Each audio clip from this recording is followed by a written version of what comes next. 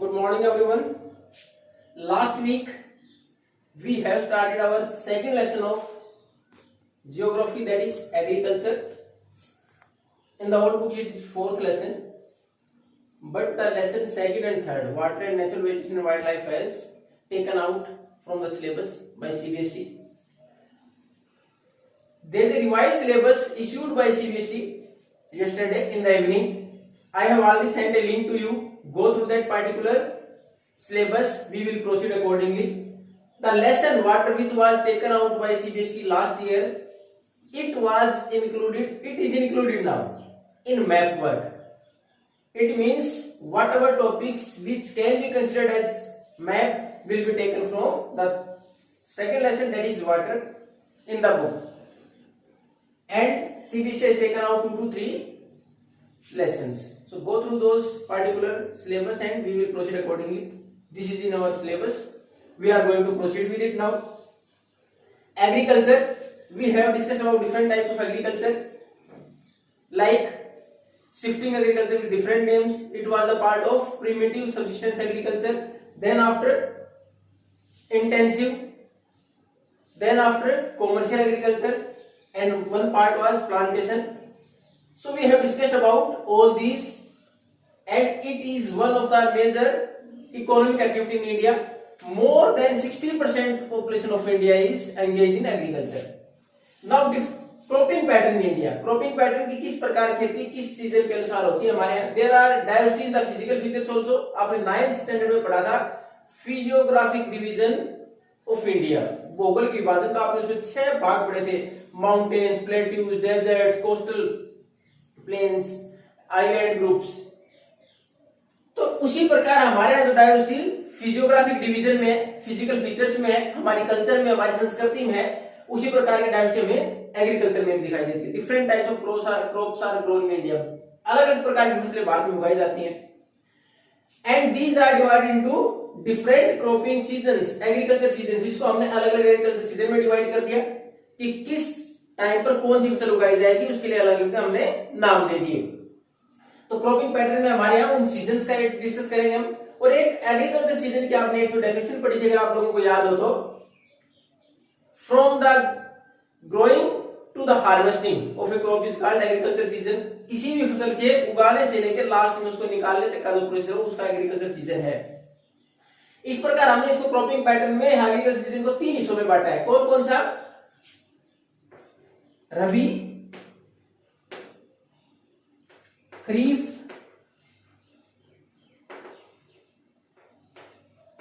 ज़ैद. हालांकि ये it is practised in the areas where is the availability of water is sufficient. जब पानी पर्याप्त है उन जगह पर. Otherwise there are 2 major seasons. मुख्य तौर पर हमारे 2 ही सीजन है अगर एग्रीकल्चर सीजन को, रबी एंड खरीफ. तीसरा मैंने पहले ही बताया, जहां वाटर की अवेलेबिलिटी हो तो कुछ समय जो हमें 2 फसलों के बीच में गैप मिले उसके बीच में इसको कर लिया जाता है, इस तीसरे सीजन को. तो रबी. अब ये हमारे यहाँ it is also the winter season, हमारी सर्दियों की फसल है. ग्रोन इन अक्टूबर टू दिसंबर. ज्यादातर हमारे यहाँ इसकी जो बिजाई शुरुआत में बीज डाले जाते हैं वो कहाँ है? अक्टूबर से लेके और दिसंबर तक. हालांकि आपकी बुक में जो हार्वेस्टिंग दे रखी है, यानी इसका लास्ट पकने के बाद निकालने का समय दे रखा है, वो दे रखा है अप्रैल टू जून. लेकिन ये जून तक कोई भी फसल नहीं जाती है. अगर हम हार्वेस्टिंग की बात करें तो ज्यादातर फसलें जो हार्वेस्टिंग है वो आइदर अप्रैल और मैक्सिमम मई. जून तक कोई भी फसल ऐसी नहीं है जो कि हमारे पास रबी की हो जिसकी की हार्वेस्टिंग जून तक जाती हो. तो हमारे यहाँ मैक्सिमम, हालांकि बुक को ही रेफर करेंगे हम, NCERT book is the authentic one. तो उसके अनुसार हमारे पास अगर हम बात करें सीजन की, कहां से कब तक है? अक्टूबर दिसंबर में इसकी growing of the crops and harvesting in April to June. अब इसके अंदर हमारे यहाँ महत्वपूर्ण फसलें, रबी की फसल की अगर बात करें तो महत्वपूर्ण फसलें हमारे पास कौन कौन सी हैं?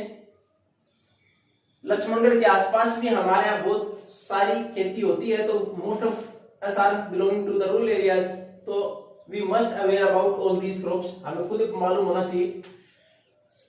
wheat, barley,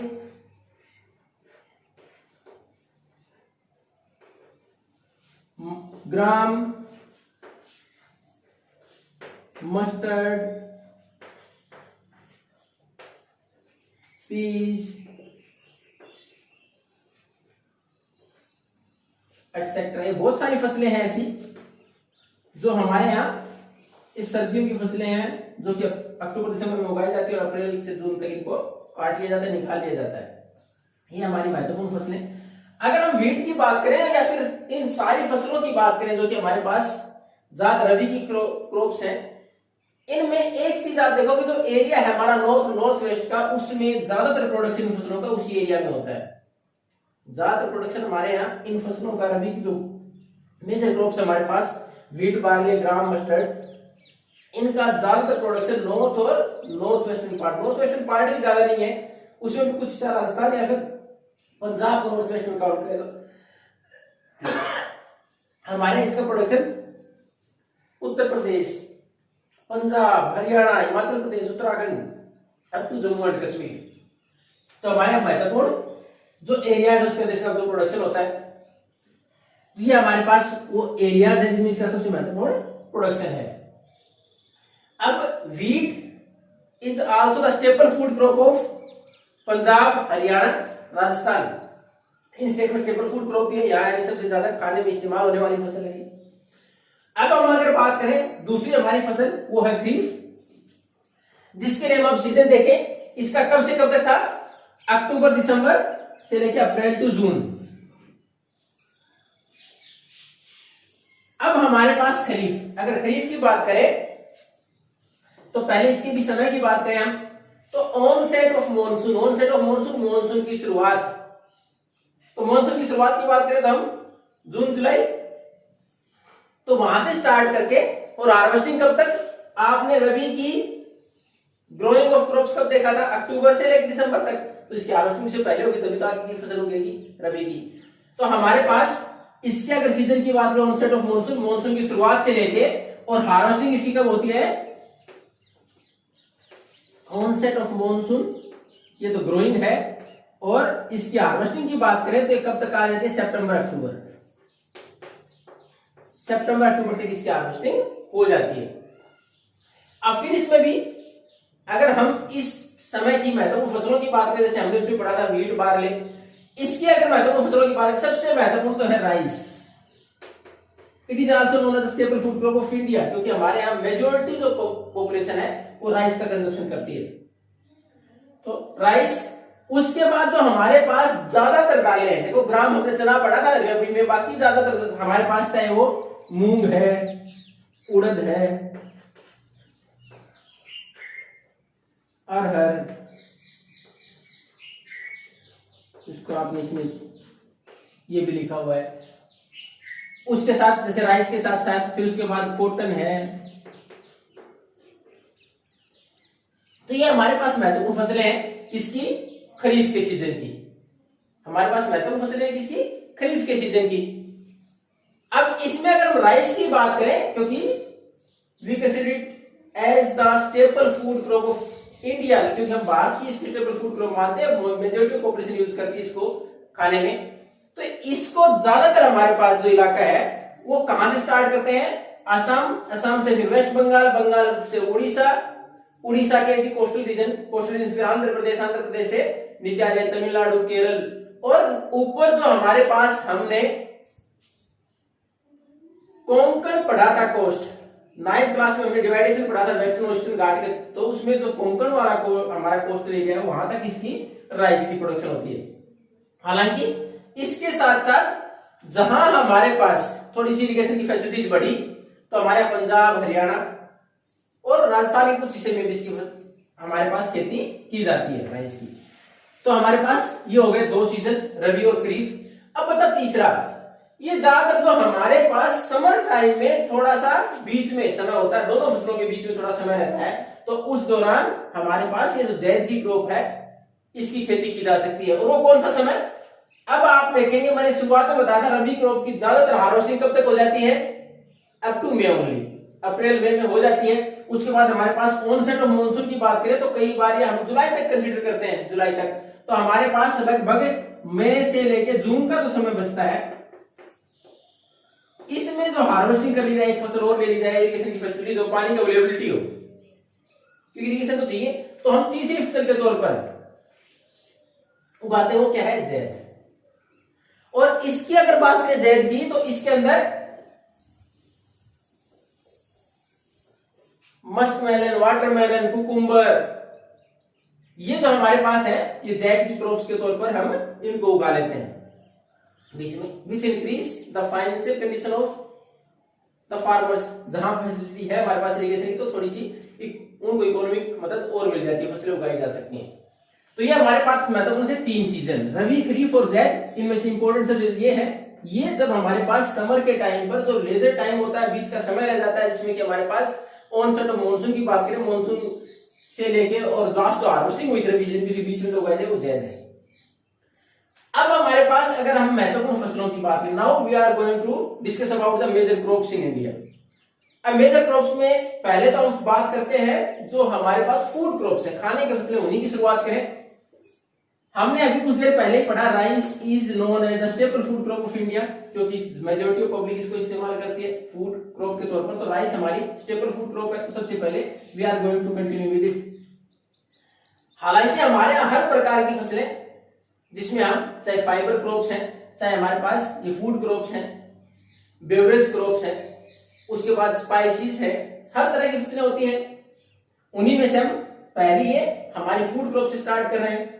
तो हमारे पास राइस। अब राइस के लिए रिक्वायरमेंट्स क्या क्या है, पहला तो हमने पहले पढ़ा कौन सी फसल है, खरीफ की है, उसमें आपका पैडी लिखा हुआ है।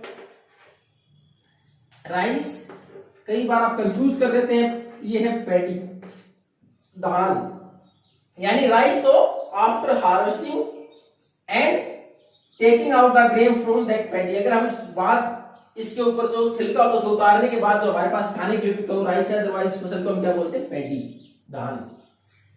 अब ये हमारे पास पहला हमने पढ़ा सीजन खरीफ की है। अब देखो खरीफ का सीजन कौन सा था, समर, स्वाभाविक से बात टेम्परेचर ज्यादा चाहिए। अब इसमें टेम्परेचर की अगर बात करें तो लगभग 25 डिग्री सेल्सियस का टेम्परेचर होना चाहिए इसकी ग्रोथ के लिए। उसके साथ साथ हाई ह्यूमिडिटी बनी रहे।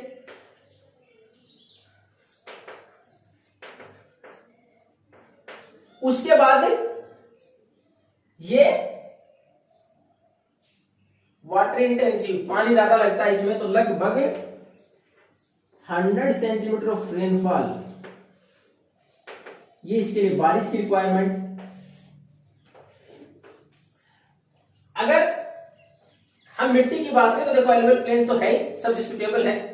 उसके अलावा बाकी में भी डेक्कन प्लेटू वाला हिस्सा उसमें भी हो सकता है, सैंडी सोइल हमारे राजस्थान की उसमें भी हो रहा है, लेकिन उसके बाद हमारे जो कोस्टल रीजन है उसमें। तो इसकी महत्वपूर्ण अगर हम बात करें तो खरीफ की फसल है, हाई ह्यूमिडिटी चाहिए, 25 डिग्री सेल्सियस के आसपास टेम्परेचर दिए और 100 सेंटीमीटर ऑफ रेनफॉल एनुअली, लगभग साल में इतनी बारिश की रिक्वायरमेंट है इसके लिए।